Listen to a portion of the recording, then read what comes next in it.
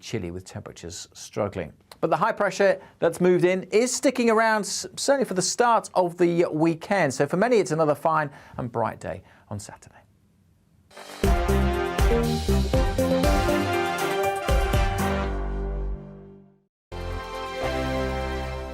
Hello, I'm Michelle Dewberry, and you can join me every weekday 6 till 7 on Jubes and Kerr. Me and my panel will get stuck right into the day's events, and I can tell you, in fact, I can warn you, expect some robust debate, some strong opinions and perspectives from both sides of the fence. It's about you at home as well. I love to read out all of your comments, or at least as many as I can. So join me, Michelle Dewberry, Monday to Friday, 6 till 7 on Jubes and Kerr. On radio, they call it the drive time slot, 4 p.m. until 6 p.m. as listeners head home. It's that part of the schedule when the dust of the day's events begin to clarify, and we try to make sense of it for you. Brazier is drive time for radio and TV. It's fast, it's punchy, it's opinionated, there's a Brazier angle and a little bit of levity. That's the question. That's two questions, actually. That's Brazier, Monday to Thursday, 4 till 6 on GB News. Hello, I'm Patrick Christie's. And I'm Mercy Moroki. Make sure that you join us Monday to Thursday, 10 a.m. until midday, right here on GB News for To The Point. We're not afraid to talk about the topics that matter to you or the big topics that always matter. We cover absolutely everything, from the breaking political stories of the day to law and order, what's going on in the channel. We're not afraid to hold people to account. We always make sure we include your views on our show. Indeed, if you're thinking it, you can guarantee that we're saying it. So make sure you join the conversation with us, 10 a.m. until midday, Monday to Thursday for To The Point on GB News. I'm Dan Wootton. Join me Monday to Thursday from 9 to 11 for the feistiest and most fun news debate on TV, where free speech reigns. I'll bring you a sharp take on the day's biggest stories, bombshell newsmaker interviews, and A-list guests. And I guarantee you, no spin, no bias, no censorship, and no reason to go to bed. That's Dan Wootton tonight, Monday to Thursdays from 9 on GB News.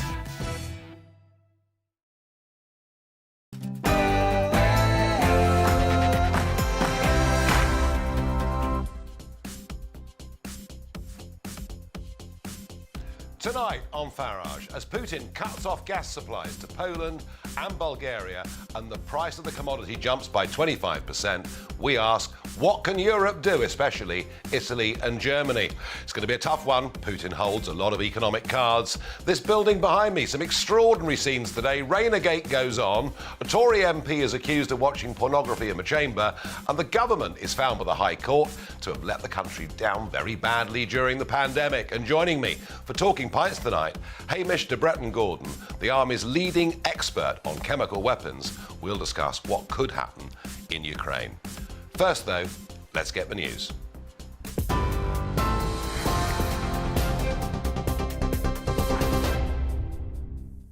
Good evening, I'm Tamsin Roberts in the GB newsroom. The Chancellor has been cleared of breaching the ministerial code over his family's tax affairs. Boris Johnson's standards advisor also ruled that there was no conflict of interest in Rishi Sunak having held a US green card.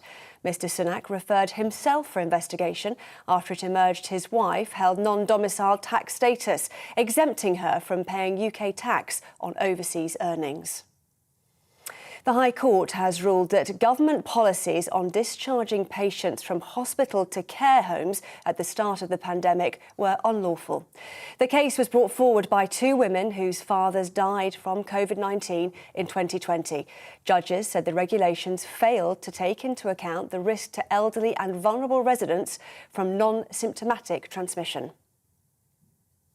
Councillors in York have voted unanimously to strip Prince Andrew of his Freedom of the City of York honour. It's after the Prince was accused of sexual assault by Virginia Giuffre, allegations which he denies and have been settled outside court. York councillors are also calling for Prince Andrew to be relinquished of his royal title, the Duke of York, something that must be voted on in Parliament. City of York councillor Darryl Smalley told GB News this vote happened to protect the city's reputation. Proposed the motion to remove the honorary freedom today, just to distance York from Prince Andrew. I think we've had many months now of our city being linked with him as those allegations came out, as the court case rumbled on, and the subsequent reaction to it. And we're only acting in a similar way to the Queen. The Queen recognised that he was doing reputational damage to those military patronages and other honours and positions that he held, and so it's only right that as a City Council we act as well. Russian media says the Kremlin is sanctioning 287 British MPs. The Prime Minister says they should regard it as a badge of honour. Meanwhile, Russia is being accused of blackmail after Gazprom halted gas supplies to Poland and Bulgaria because both countries are refusing to pay in rubles. European Commission President Ursula von der Leyen says the move will hurt Russia. The Chief Whip is investigating claims that a Tory MP has been caught watching porn on his mobile phone in the Commons.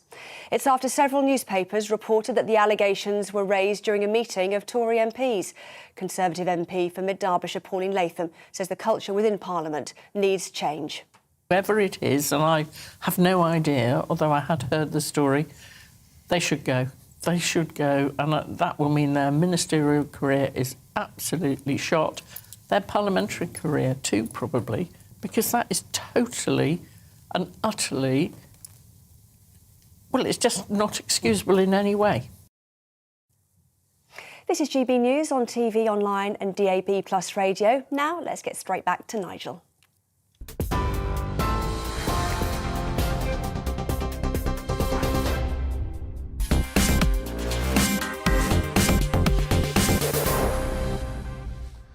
Good evening. Well, gas has become an ever more important commodity since Putin's invasion of Ukraine.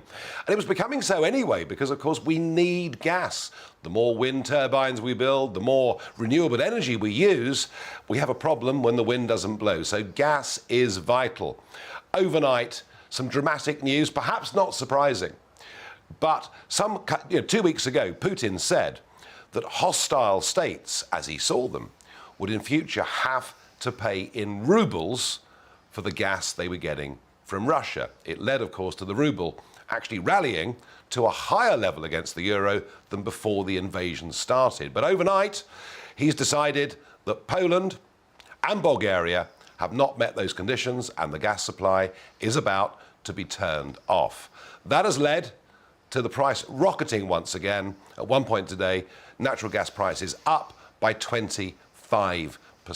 Now, Italy and Germany are very, very dependent on Russian gas. Germany more than any other country. And my question tonight to you, the audience, is what can Europe do? Please give me your suggestions. Farage at gbnews.uk. Strikes me they've got a real problem. Strikes me, however much we talk about sanctions, actually, in the economic war that is surrounding Ukraine, I think Putin is the one that holds the strongest cards. It does say a lot, doesn't it, about Angela Merkel's legacy. It says a hell of a lot about Gerhard Schroeder, the former German Chancellor, who, of course, now for years has worked for Gazprom. It all reminds me of my friend Donald Trump speaking in 2018 to the United Nations, where he publicly from the stage said to Germany, "You're making yourselves too dependent on Russia for energy."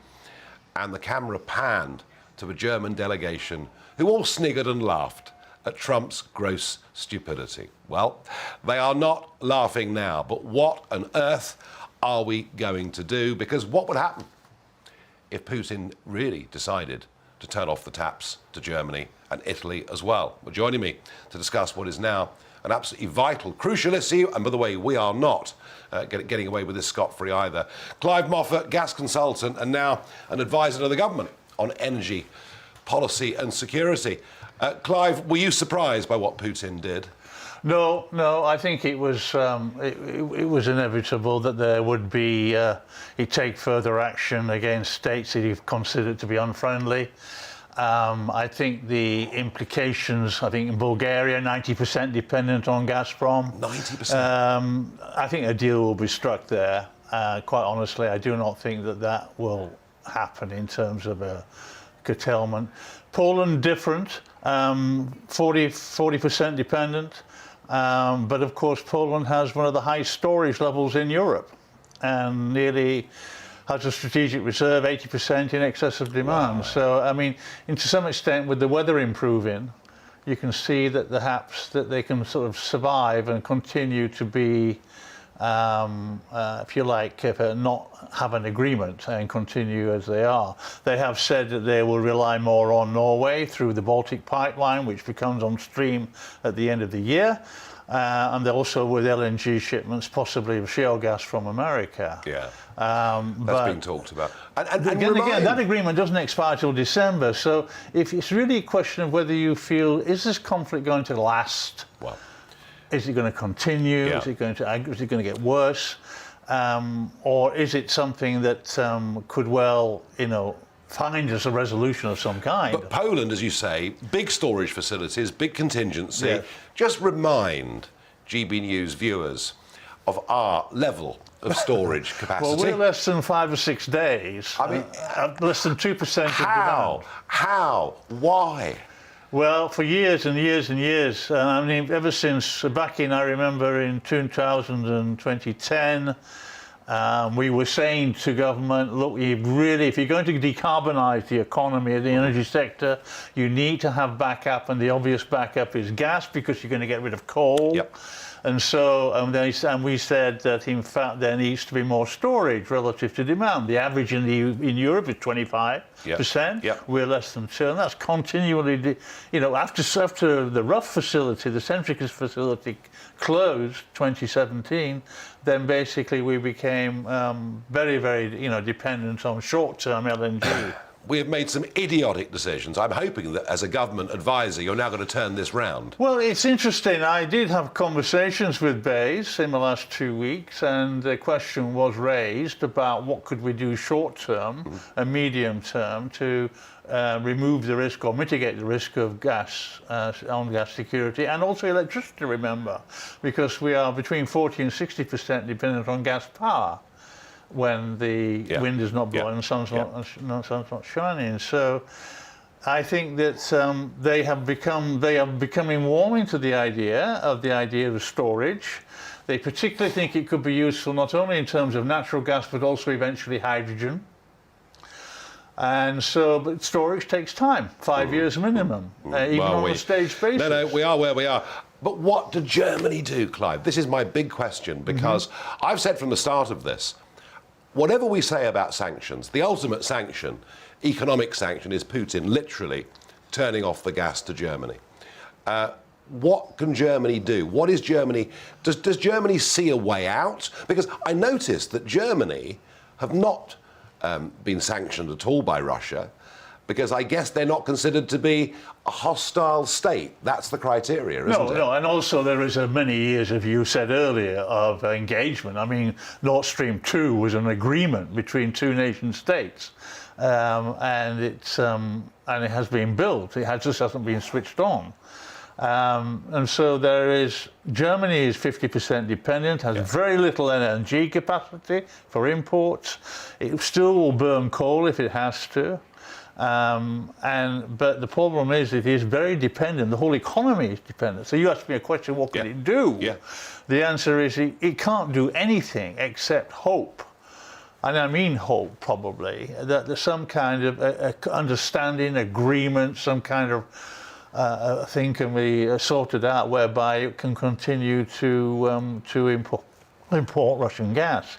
If that doesn't happen, and if we have a prolonged situation, a prolonged crisis in Europe politically, then Germany has no option but to really shut down quite a lot of its economy, accept much lower growth, and make a major investment in LNG. And then, of course, what that do is that the whole scramble for LNG in Europe will exacerbate. Now, we are coming into a warmer climate, so you can, to some extent, I've spoken before about the issue of gas rationing in this country. Yeah, I know. And I've suggested to BEIS that they consider a demand-side reduction scheme, option-based, whereby industry can, if you like, bid to be curtailed voluntarily rather than have a blanket gas emergency like we had on the time with the beast from the east. And so that, to some extent, grid, if it's still a system operator for gas, and that's a moot point, because it's been raised the idea there should be a different system operator and how it would work. I mean, there are there are issues here which short term could be done to alleviate or give more flexibility to the management of gas demand and supply in the very short term, if we reach a situation where there is a scramble for LNG and we don't get what we want when we want it. Clive Moffat, as ever, thank you very much indeed. Well, Pleasure. That was quite depressing, really, wasn't it? I mean, I'm asking the question today, what can Europe do? And Clive, our gas expert, says in the short term, all Germany can do is hope. And it's hard to believe, isn't it? The idiots in the building behind me here who basically got rid of so much of our natural gas storage. It is truly incredible. Now, sticking with this very serious theme of what is happening in Ukraine, Liz Truss will be giving a speech tonight at Mansion House. We're told she will say, we are going to double down on our support for Ukraine, and that applies particularly in terms of military equipment. It is also rumoured that she's going to talk about the West supplying jets, something that has been rejected time and time again. So there is clearly an escalation that is going on in the Ukraine. Is it right? Does it potentially point us to a situation where even worse weapons could be used by Putin? And also, is there any prospect of peace negotiations? Well, I'm very pleased to say that I'm joined by Sir Michael Graydon, former Chief of the Air Staff in the Royal Air Force in the 1990s. Sir Michael, good evening and thank you for joining me. Good evening. Clearly, the UK taking very much a leading role and encouraging other countries to do as they're doing. Do you support the increase in British military support for Ukraine, and in particular, this area of whether we and other Western allies should supply aircraft to Ukraine? I support the weapons, and I can't emphasize too much the importance of following through on words and actually making things happen. And that must come from all NATO nations. And you've touched on perhaps nations that have not been so energetic in providing those weapons. I think it's absolutely vital that we provide Ukraine with as many weapons as we can to defend itself. On the issue of aircraft, that is more complicated. Yeah. I cannot see any difficulty. It's a matter of facing up to certain uncomfortable elements of it, but providing aircraft of Russian design from Poland, for example, for Ukraine makes a lot of sense to me, and there's no reason why we shouldn't be able to forward aircraft to take the place of those for the defence of Poland. But it's completely unrealistic, in my view, to provide Ukraine with, for example, aircraft like the Typhoon or the F-35 or even F-16s, because the training time needed to bring them up to the standard that they would need would be such that it simply wouldn't work. So I think it's got to be a variation on the themes that have already been put forward. I understand that, but Lavrov, the foreign minister, Russian foreign minister, yesterday was hinting that if there is any, as he sees it, escalation, I emphasise as he sees it, escalation from NATO members, then, bases in NATO countries themselves could become targets. Are we risking escalation, or do we have to do this because it's the right thing to do? Well, that's exactly it. It is the right thing to do. And he will continue to bluster and threaten and all the rest of it. We've seen it. This has been coming for, I would think, at least 10 or 12 years. I had lunch yesterday with somebody called Chris Donnelly, who is a real expert in the Russian field. And he's been advising people to my knowledge, my personal knowledge, for 30-something years.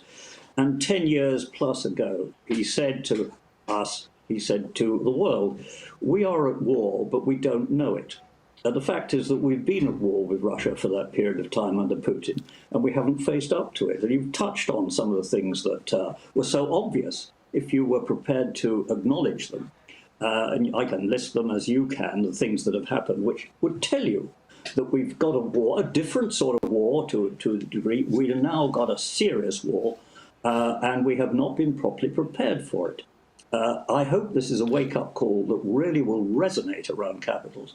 And I hope very much that we will not be upset by the threats that we're going to get from Putin and Lavrov and the rest of them, and stand up together, united, by providing Ukraine with the weapons that they need and standing firm against the Russian threat.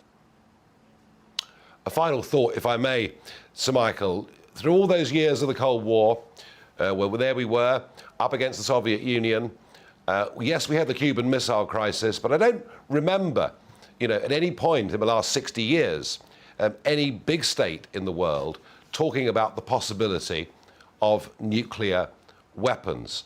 Is this just bluff by Russia, or does it worry you that if Putin gets boxed into a corner, that if he's not of sound mind, that we could reach that level? Well, we shouldn't forget Cuba, but I think in a sense that was a bit of an aberration. You're right.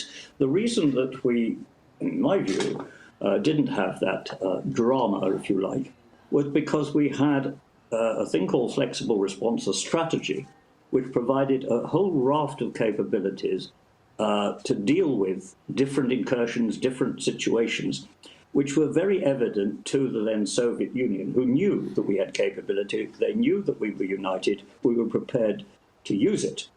And that is what has been lacking for so long and what has encouraged Putin in what he's up to now. I think we have to take these on the chin and just push back. So, Michael Graydon, thank you very much indeed for joining me here on GB News this evening. Pleasure. In a moment, we will discuss what's been going on in that building behind me. Extraordinary stuff. I can't remember a day quite like it. The idea that a Conservative Member of Parliament sits in the chamber watching pornography. Some think it could even be a minister. Well, GB News' own Tom Harwood will join me and give us the full lowdown in a moment.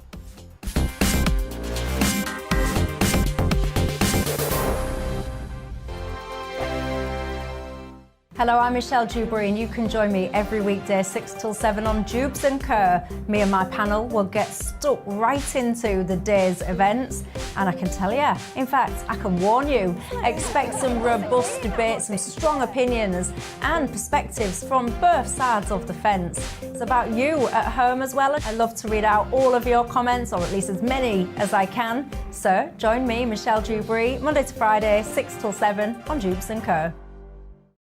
On radio, they call it the drive time slot, 4 p.m. until 6 p.m. as listeners head home. It's that part of the schedule when the dust of the day's events begin to clarify, and we try to make sense of it for you. Brazier is drive time for radio and TV. It's fast, it's punchy, it's opinionated, there's a Brazier angle and a little bit of levity. That's the question. That's two questions, actually. That's Brazier, Monday to Thursday, 4 till 6 on GB News. Hello, I'm Patrick Christie's. And I'm Mercy Moroki. Make sure that you join us Monday to Thursday, 10 a.m. until midday, right here on GB News for To The Point. We're not afraid to talk about the topics that matter to you, or the big topics that always matter. We cover absolutely everything, from the breaking political stories of the day to law and order, what's going on in the channel. We're not afraid to hold people to account. We always make sure we include your views on our show. Indeed, if you're thinking it, you can guarantee that we're saying it. So make sure you join the conversation with us, 10 a.m. until midday, Monday to Thursday, for To The Point on GB News.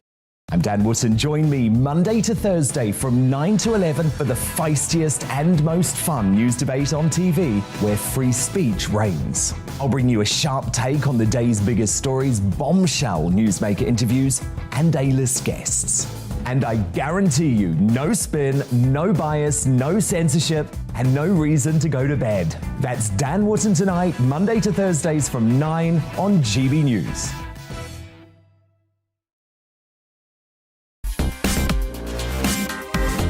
Tonight on The Mark Steyn Show, journalist Peter Hitchens will explain why he thinks people should get real jobs rather than going to university. Doctors are warned they'll be punished for criticising the vaccine online.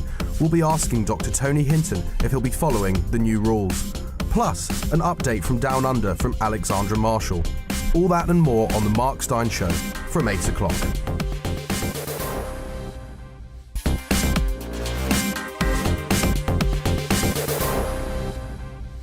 I asked you, what can Europe do in the face of the taps being turned off to Poland and Bulgaria and the real danger that Putin could do the same to Germany and Italy. You say, Ryan says, what else can we do other than panic? That's very helpful, Ryan, thank you. Sue says, we knew this was coming. About time we and the rest of Europe became self-sufficient, Sue. I couldn't agree more. Adam says, we need to go harder with the sanctions, although we should be fine, but I worry for mainland Europe. We can all go harder with the sanctions. The point I'm trying to make tonight is that sanctions are not a one-way street. Sanctions bounce back on us, and actually when it comes to sanctions, Putin could hurt us economically much more in the short term than we can ever hurt him. One viewer says, what did we expect? Russia was always going to retaliate, and this is the consequence. Let's get fracking. And Sarah says, Europe needs to be united and get through this together. Well, I was in the European Parliament for nearly 21 years. I never saw it being particularly united, but never mind. However, there are things happening in this building behind me, some of them really quite extraordinary. And Tom Harwood, GBNews' political correspondent, you've been over there all day. Let's start with the most extraordinary story. That a Conservative member of Parliament, some are now suggesting perhaps a minister, has been in the House of Commons, in the chamber, and in a committee meeting, I understand, watching pornography on his phone. Tell us this isn't true.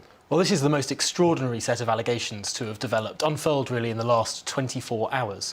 What happened yesterday evening was a group of Conservative MPs were having a meeting trying to talk through how to retain women MPs in Parliament. Many women MPs are now in Parliament, many more than a decade ago, 2 decades ago, but the attrition rate, the rate at which women MPs tend to leave Parliament is much higher than that of men. So they were having this meeting trying to understand how to get women to stay, and it turned into a bit of a situation where one woman after another would stand up and say this gripe and then that gripe. And then one Conservative female MP stood up saying, I have seen someone watching pornography in the chamber.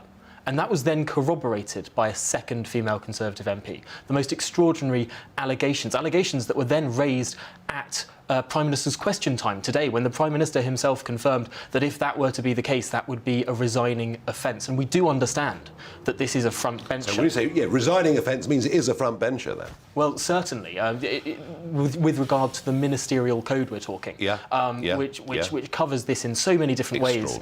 But it's really interesting because when I sit there during Prime Minister's questions, I'm up in the press gallery. You can see their phones. You can see all of their phones. I'm sitting right above the Labour benches. Anyone sitting opposite me, sitting above the government benches, would be able to see whatever. I can see people texting on WhatsApp during Prime Minister's questions. You wouldn't believe the number of people who spend their time doodling on their phones, although I have to say I've not seen anyone watching pornography quite yet. No. Well, Tom, keep an eye out because you never know what's going to happen over there. On a more serious note, the High Court judgment, please, quick brief for our viewers. Yes, absolutely. This has been Matt Hancock and Public Health England found to have acted unlawfully with the discharging policy of COVID-positive asymptomatic patients into care homes at the start of the pandemic. Now, this was a case that was taken against Public Health England and the Secretary of State for Health and Social Care in England. We do know this was a policy that was also happening in Scotland, that was also happening in Wales and in Northern Ireland too, but those countries and those health ministers and indeed their public health bodies have not been found against because this was a case brought in England, but really quite significant because it's acknowledging. And one of the key pieces of evidence in this case was Sir Patrick Vallance, who had been on the radio at the time of that policy saying it's likely there's asymptomatic transmission. Key evidence that the top advisors knew asymptomatic transmission was taking place, and yet people were sent into care homes. And they cleared the hospitals out, they sent them back into the care homes, and 20,000 people died prematurely, unnecessarily. That's about the long and the short of it. But what are the consequences for Matt Hancock or Public Health England? Well, Public Health England and Matt Hancock no longer exist in the form in which they existed. Matt Hancock, of course, is now a backbench MP, and Public Health England was abolished. There is now the Health Security Agency, albeit run by Dr. Jenny Harries, the same people as before. There are no consequences. The real consequences are not there, no. There will likely be... The real consequences are families out there in the country who lost loved ones prematurely. And consequences to taxpayers, of course, because ultimately it's the taxpayer who fits the bill for all of these legal actions. It is somehow this lack of accountability that I think makes the British public so angry. Anything else from PMQs today that really was exciting or not? Well, it felt like the campaign for the local elections really got off in earnest today. It felt in many ways like an ordinary PMQs, the first for a very long time. Not dominated by Partygate, not dominated by strange unity of the House of Commons when regard to foreign affairs. No, this was a genuine Punch and Judy back and forth. Now, a lot of people say that Punch and Judy politics isn't very good for the House of Commons. I find it quite fun, quite frankly. I think it's quite a good thing. The whole world loves it. Yes. People in America talk about it. They actually like it. Well, it's a unique part of our politics, and I think it's something that's very good, that in that almost jovial way, but also you can get to the nub of the matter and you can hear that sort of campaigning as well. Boris Johnson got into campaigning mode today, and that was really where he is in his stride, not being on the back foot, but being on the front foot, talking about his local campaign message for these local elections. That, I think, was probably quite a positive way for the Conservatives to end the final PMQs of the session on, although Sir Keir Starmer did get in some good blows as well. And finally, Raynagate. And everybody's in full cry. I can, once this name is revealed, I can see demands for resignations. In fact, even the Prime Minister promised the terrors of the earth. Tom, I don't know whether you've heard this, but I've heard this has been gossiped about and talked about on both sides of the House for some time. And then a Conservative member of Parliament, possibly over a glass of wine at lunch, made this comment. It was written up in a certain way, and now the knives are out. Had you heard any of this or not? Well, the most extraordinary thing here is that the Mail is doubling down and has doubled down today, saying now not one MP, but at least 3 MPs have corroborated this story. And yes, it has been a rumour in Westminster that people have heard fleeting glimpses of over the last few months. The allegation that I've heard, and this isn't, I haven't corroborated this, this is an allegation that I have heard, is that Angela Rayner may have been telling this jokey story to colleagues herself, saying, I've been distracting the Prime Minister at Prime Minister's questions. Now, whether someone got the wrong end of the stick of that, and it turned into something bigger, we don't know, but certainly what's true is the Mail is doubling down on this. They are convinced that they are right to publish this, and they're quite taken aback by some overreach from Sir Lindsay Hoyle, the Speaker, summoning the editor of the Daily Mail of the Mail on Sunday to Parliament. I mean, quite an extraordinary step, and I think that many colleagues of mine in the parliamentary lobby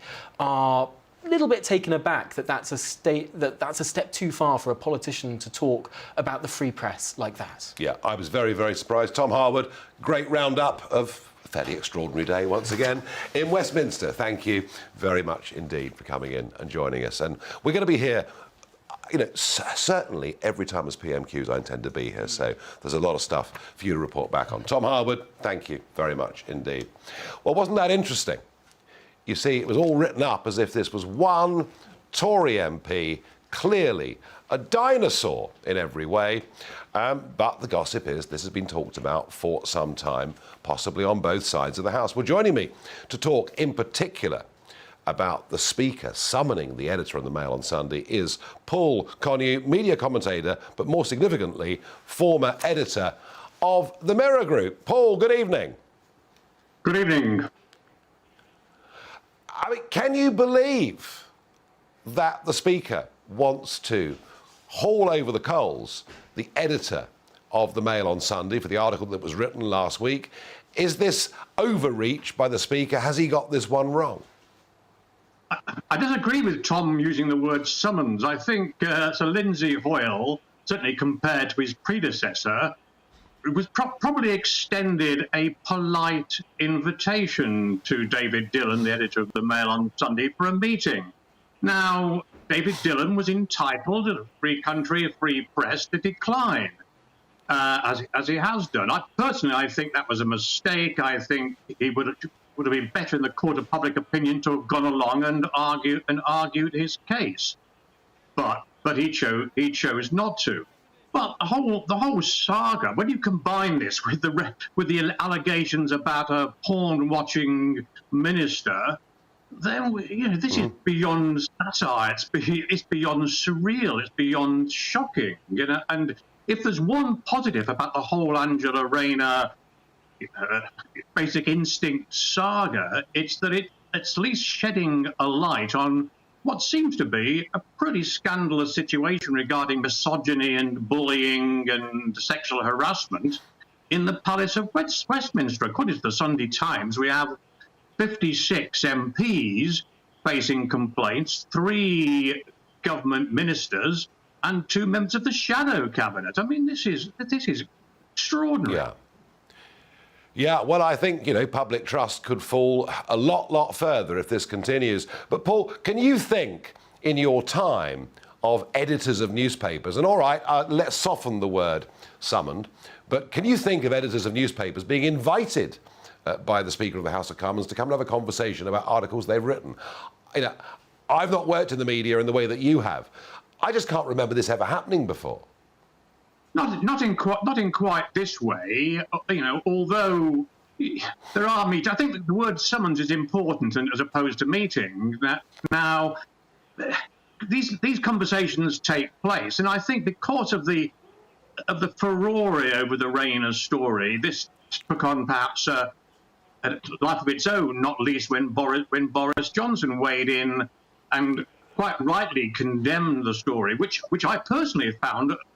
I found the sexual side of it offensive, but I also found that the snobbish element of the way the Mail on Sunday ran the story, about her education, leaving school at 16, unmarried mum, compared to Boris and the old Etonian background. I found that as offensive, as the crossing her legs claim. Well, now, I mean, yeah. Different newspapers, Paul, do things in different ways, as you well know. But just a final thought on this. It's gossip. It's not corroborated. But Tom Harwood does spend a lot of time with members of Parliament. If it turns out to be true that this is a joke that Angela Rayner had been telling against herself, it would look a little bit different, wouldn't it?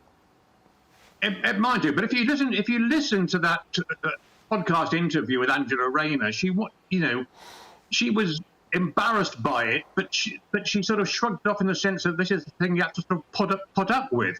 There's a fascinating thing here, Nigel, as to how this story began. Did it begin via that podcast? Was it a genuine approach to the Mail on Sunday by 1 or 2 Conservative MPs? Was it barroom banter that was turned into a story?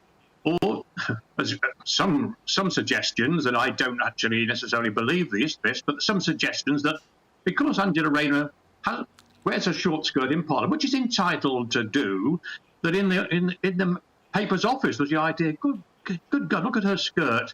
It's a bit like Basic Instinct. And then what a great sort of page layout with a good headline of comparing a picture of her, Sharon Stone, and a picture of her. But the trouble with it is... Who knows? Paul, who knows? None of us know. I think none of us know. But I don't object to the Mail on Sunday running the story. It's how they ran it. Personally, I would have turned over the alleged source and condemn them for the dirty trick, sexist planting of the story, if that's how it came about. Well, nobody, Paul, could ever accuse the Mirror of not turning over Tory MPs that say stupid things. Thank you for coming on and joining us this evening. And, well, we'll see where that one goes. Now, my What the Farage moment. Twitter. We've been talking about Twitter. I told you that whilst it may not affect the lives of most people, it's really important in media. It does affect what you read in newspapers, what you see on television, what you hear on radio. Overnight, some interesting stuff's gone on. I had a phone conversation at 8 o'clock this morning with a friend of mine, a quite prominent and controversial Brexiteer, who overnight had his account on Twitter unsuspended. Yes, he'd been suspended for months. He didn't even know why, but suddenly unsuspended. And today, in America, quite dramatic actually, Donald Trump Jr., Tucker Carlson, Joe Rogan have had big increases in their followers, and that I think is because people have become uncancelled. And most of them were cancelled for daring to question the election result on November the 3rd, 2020 in America. But on the other side of the coin, We see Hillary Clinton has lost 18,000 followers today. Kamala Harris has lost 22,000 followers today. And if you go through CNN presenters, they've all lost large numbers. Why? Well, I suspect that some of the ultra-liberals have just left Twitter. We've had the extraordinary situation of the European Commission suggesting that maybe Twitter wouldn't be able to operate in Europe. We've had senior Democrats saying that Musk is now a threat to democracy. I suspect the algorithm is being changed. I suspect there are those working in Twitter who are now trying to burn the evidence before Elon Musk gets in, sees what their racket has been, and decides to sack them. And one of the reasons I think that the liberal elite are screaming in the way that they are is they've had it their own way for several years. And what Musk is going to do, I hope and pray, is give us a level playing field. Right, in a moment I'll be joined by Hamish de Bretton Gordon, and we'll be on Talking Pints, talking chemical weapons and many other sinister things.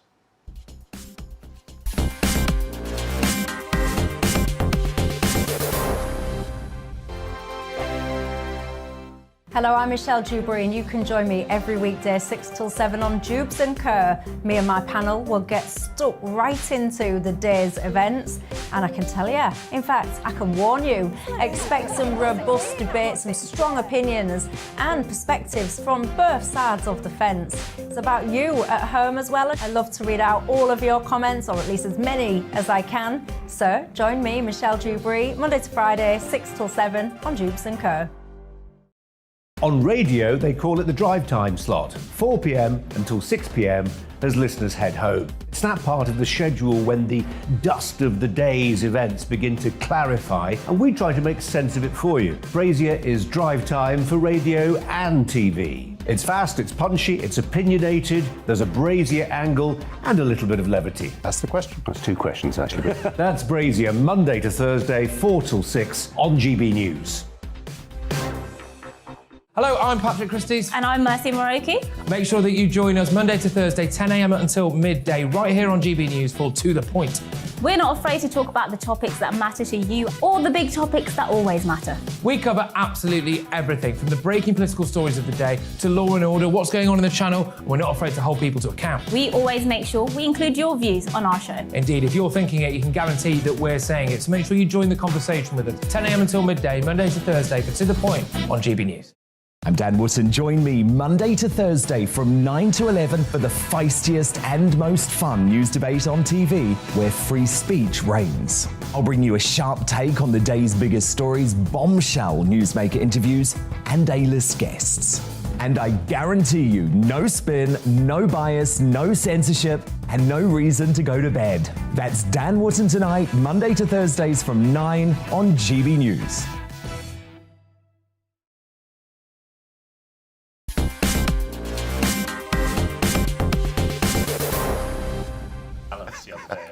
Here we go. It's Talking Pints. Yes, it really is. I'm joined by Hamish de Bretton Gordon.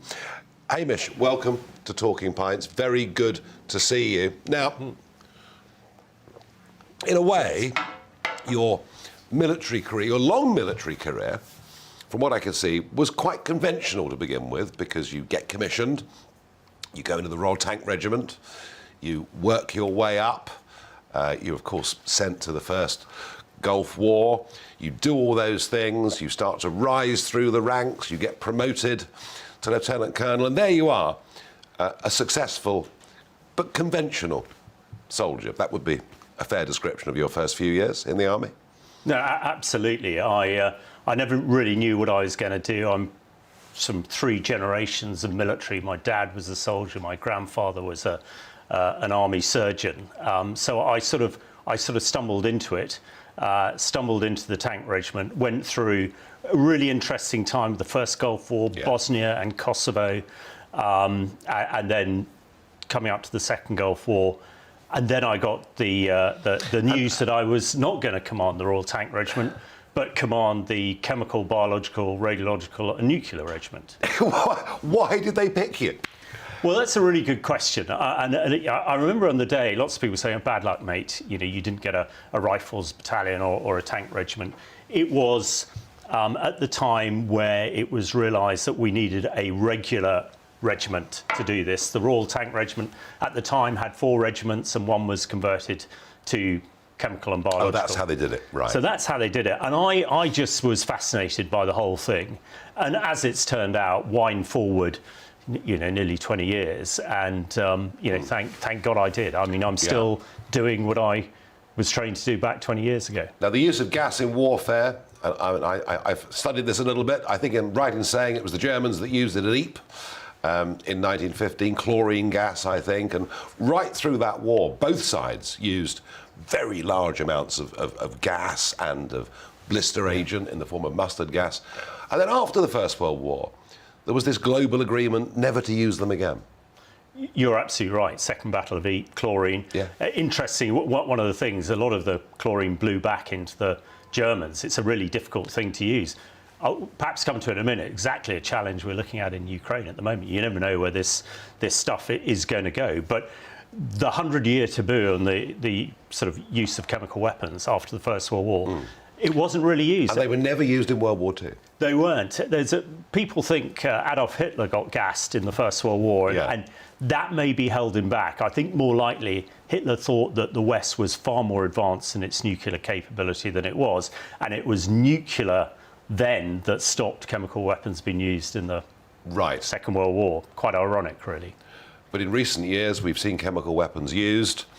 Chemical weapons used in warfare, of course. Saddam used chemical weapons against the Kurds. Absolutely. Chemical weapons were used in Syria. And chemical weapons have been used against civilians as well, haven't they? So let's just sort of unpeel that. Firstly, Salisbury. I mean, I suppose we're almost back to medieval poisonings in a way, aren't we? We are. I mean, it's a bit of a Russian playbook for assassination. Of course, we had Litvinenko here in London with polonium. We had a number of other issues. Going back, we had Georgy Markov on Waterloo Bridge. On the bridge. That was the umbrella, wasn't it? Yeah, that was a biological toxin called ricin. But then Salisbury, the year before, 2017, the Russians declared to the world they had no chemical weapons. When we don't believe what they're doing at the moment, let's not think this is something new. This is the way that they do their business. And then my hometown was hit in March 2018 with Novichok, the most deadly man-made toxin ever produced. And why they did it, I think it's into Putin's psyche. He didn't care. He didn't care about collateral damage or civilian casualties. We'll come to it. He wanted to make the point. We'll come to Putin's psyche in a moment. But what about Syria? I mean, there was an awful lot of talk, wasn't there, during the Syrian war that gas was being used, poison gas was being used, and then it was denied, and then people weren't quite sure whether it had been used. And this even went into Trump's first days, didn't it, as president, when there was talk of a chemical attack and Trump launched a strike. How much chemical weapon was used in Syria, in your view? Oh, a hell of a lot. I mean, it's very personal to me. When I left the military in 2012, I ended up in Syria with the media, and then. So you've been in charge of this for the British Army, but you've also done a stint with NATO doing the same thing. Yeah, I was commanding the NATO battalion as well. Yeah. So I had a lot of practical experience. I dealt with Al-Qaeda biological weapons attack in Iraq. I dealt with stuff in Afghanistan. Without wanting to plug my book, it was declassified so that my memoir could be published last year.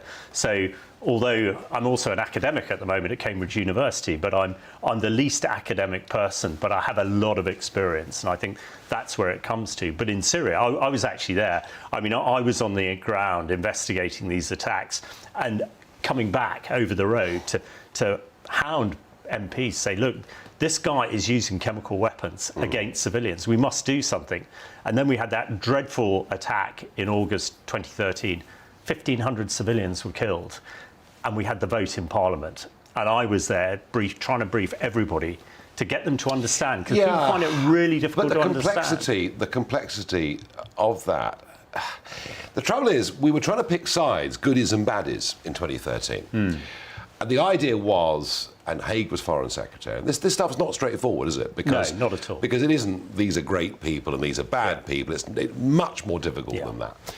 And I perhaps felt differently to you in 2013, because I felt if you arm the rebels, who the hell are you arming? Are you arming ISIS? Are you arming Al-Qaeda? It wasn't easy, was it? It wasn't, but what I was concerned about the civilians, because they were the ones who were suffering. Of the 1,500 people who died in Ghouta, 99% were civilians, because actually the rebels and Assad and his guys, they had gas masks and stuff like that. So that was why, and I think it kept Assad in power, because these weapons are morbidly brilliant. And without, wanting to go into too much detail, if you have no morals or scruples, you'd use them all the time, because, Assad had fought conventionally for 4 years in Aleppo and got nowhere. But 13 days of chlorine barrel bombs and 400,000 people survived. I mean, wind forward to Mariupol. If Putin wanted this over now, that is what he'd do. But hopefully our resolve is so much better now than it was back then. And there is so much difficulty over the whole Syrian thing. But it did, when both ourselves and the Americans decided not to act, it sort of gave a green light to every dictator, despot, rogue state and terrorist, that actually you can use these dreadful weapons and get away with it.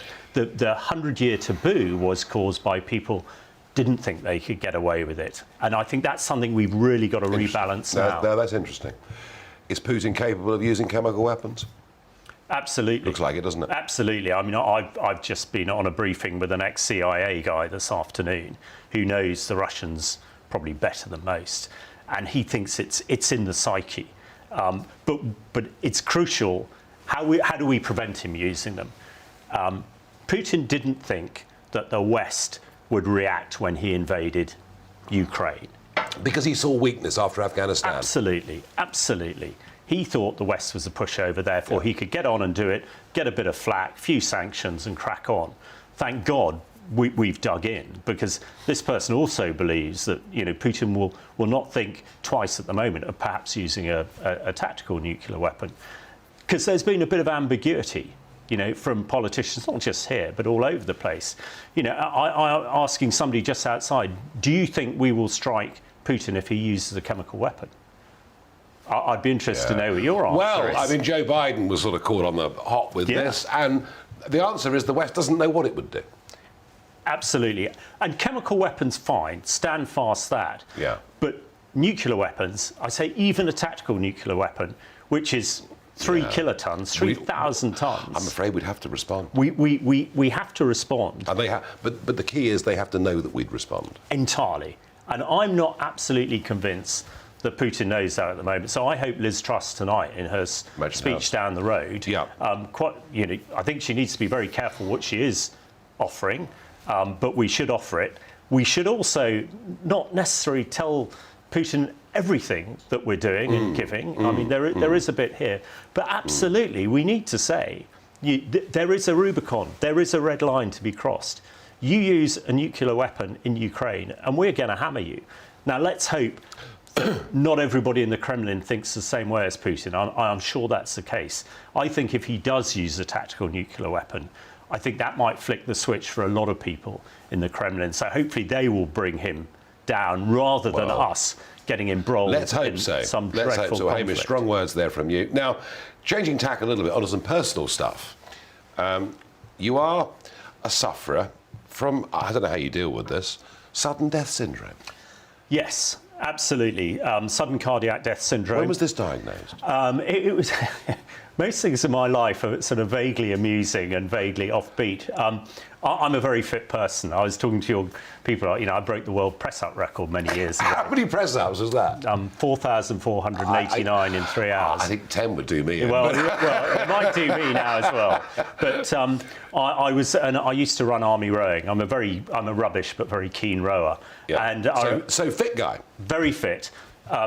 Just like Ericsson, Fabrice Muamba, other sufferers of this. And it tends to be people like us who are super fit, who this thing is right on the margin. But if something triggers it, it can be terminal, as we've seen.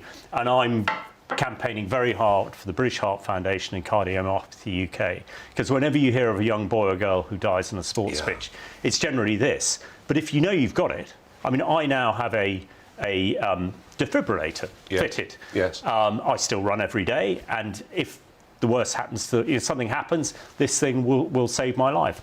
As Ericsson is playing Premiership football, which so you can, if you know about it, you can do something about it. But if you don't, then that's when you have these dreadful things. So it's a question of living with it. But my view, seeing all the things I've seen on the battlefields of the world, and particularly in Syria, all the children I've seen being killed and everything else, actually it doubles. I had prostate cancer as well, and that was diagnosed when I was in Syria a few years ago. And I got the call from my oncologist. He said, "Yeah, sorry, mate, actually the tumour is cancerous." He said, "But it's a Gleason 6, which is the sort of fairly benign one." And I was in a hospital in Idlib, and I said, "Oh, I'm feeling pretty glum." There was a little boy in front of me who had been caught in a Russian air attack 4 weeks before. He had no legs and one arm. And I looked at him, and a little crease came in his face, and then his face lit up in the biggest smile. And I just said, DBG, get a grip. Absolutely. I gave him all I had, $50. And it's all in here. Chemical Warrior. This is your book of your life and all the things that you've done. Absolutely. And also, if I can plug one more bit, quickly, there's a chapter in there called Surviving Chemical and Biological Attack, which we published free online in Ukrainian and English, and hopefully it is in every home in Ukraine. So, well, let's hope it's not needed. Let's hope it's not needed, but there are 5 simple rules you can follow to survive, and that's what we're trying to do. Hey, Mr. Bretton Gordon, thank you for joining me on Talking Points. Pleasure.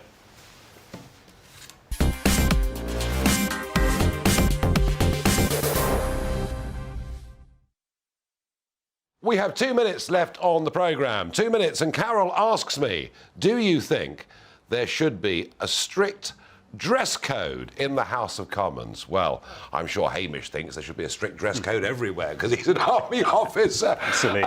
Look, I think that we should expect our elected officials not to be slovenly. I think that's the one thing I would say. And should gentlemen wear a jacket? Yes. Should they be forced to wear a tie? Well, I would, but I wouldn't force it upon them, I suppose. Susan says, why did doctors stop seeing patients while dentists got on with their job? Dentists got on with their job. Nurses got on with their job. People in supermarkets got on with their job. All sorts of people got on with their job. GPs decided we'd have Zoom consultations and be so much better for it. And they wonder why we're losing faith in GPs. We had a GP here yesterday. Mary asks, do you think Ukraine should hit targets in Russia? 5 seconds on that from you. Should Ukraine hit targets in Russia? I think to stop the flow of weapons into Ukraine, it makes complete military sense. There we are. We're out of time. I'm going to be tomorrow. I'm going to be in Medway, Farage at large, a handful of tickets left. GBnews.uk is the website if you want to come and join me tomorrow night. Mark Stein in a moment. First, though, the all-important weather. Hello, I'm Alex Deakin. Welcome to your latest weather update from the Met Office. Dry and bright again for most tomorrow. It will be a bit of a chilly start once more with temperatures tonight under clear skies again getting down close to and a touch below freezing in some places. High pressure continues to bring the dry, fine weather, but the winds coming around the high pressure just feeding in more cloud again across eastern areas, so that cloud thickening up somewhat overnight. That increasing cloud will help to stop temperatures falling too far, but for parts of northern England, southern Scotland, North Wales, we are going to see a frost, certainly in rural areas.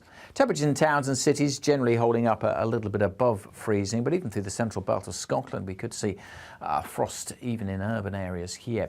So a chilly start to Thursday, but generally another sunny start. Quite a lot of cloud across these eastern parts of England once more, and the small chance of the odd shower across Lincolnshire and Norfolk. And through the day, the risk of 1 or 2 showers across the far north of Scotland. But for most, it's dry and bright. Some good spells of sunshine for South Wales, southern England. 16, 17, say, in Southampton, 14 in Belfast. Much cooler again in the east, particularly where it stays cloudy through parts of Yorkshire and East Anglia. We'll see that cloud perhaps breaking up a little bit more during the afternoon into the evening. Still a few showers through the night across northern Scotland, but for most it'll be clear again, and again a hint of frost on Friday morning. Again, it's a similar day, dry and bright with plenty of sunny spells across the west, always more cloud across parts of eastern England. maybe 1 or 2 more scattered showers on Friday over eastern and southeastern parts of Scotland. But for most it's dry, and you get the sunshine, it feels pretty pleasant with temperatures in the mid-teens where it stays cloudy, and on some eastern coasts, again, it's going to be chilly with temperatures struggling. But the high pressure that's moved in is sticking around, certainly for the start of the weekend. So for many, it's another fine and bright day on Saturday. Coming up on Dan Wootton tonight, a must-see interview with a man who's lived his entire life in the fast lane. Formula One Supremo Bernie Ecclestone is all revved up and leading the fight back against the PC war on sports. Will stopping woke drivers from taking the knee be impossible? Should Russian sports stars be banned for Putin's war? And should grid girls make a comeback?